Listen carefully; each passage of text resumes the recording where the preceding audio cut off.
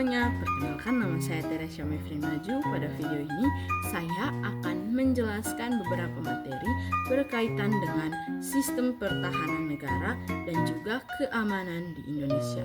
Baik teman-teman, langsung saja kita ke penjelasannya. Sebagai warga negara, mendukung sistem pertahanan dan juga keamanan Indonesia adalah salah satu kewajiban. Dua aspek tersebut perlu ditegaskan agar kedaulatan suatu negara tetap terjaga dari berbagai ancaman.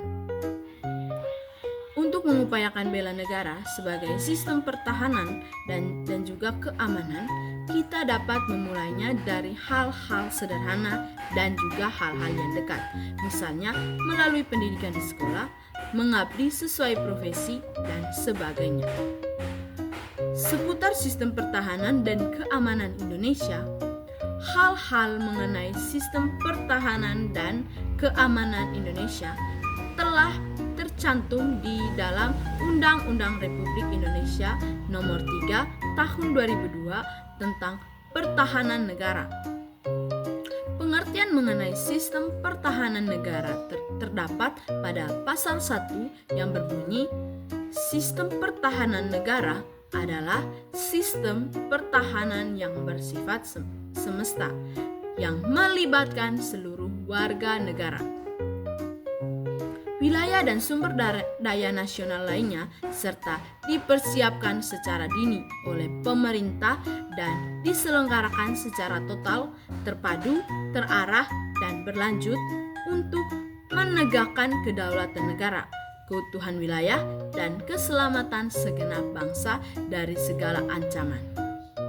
Sistem pertahanan dan keamanan rakyat semesta, sistem pertahanan dan keamanan rakyat semesta adalah Sishan-Kamrata adalah strategi dalam pertahanan dan keamanan Indonesia. Sistem ini melibatkan Tentara Nasional Indonesia atau TNI dan kepolisian sebagai kekuatan utama serta rakyat sebagai kekuatan pendukung.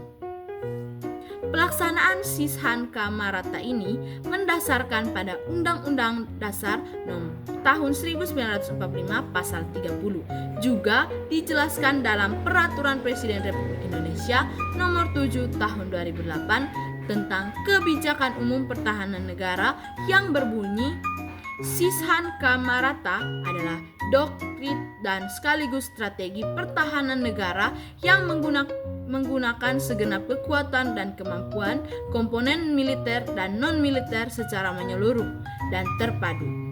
Ciri sistem pertahanan dan keamanan negara yang bersifat semesta, ciri dari sistem pertahanan dan keamanan negara yang bersifat semesta tercantum di dalam Undang-Undang Republik Indonesia Nomor 20 Tahun 1982 tentang ketentuan-ketentuan pokok pertahanan keamanan negara Republik Indonesia.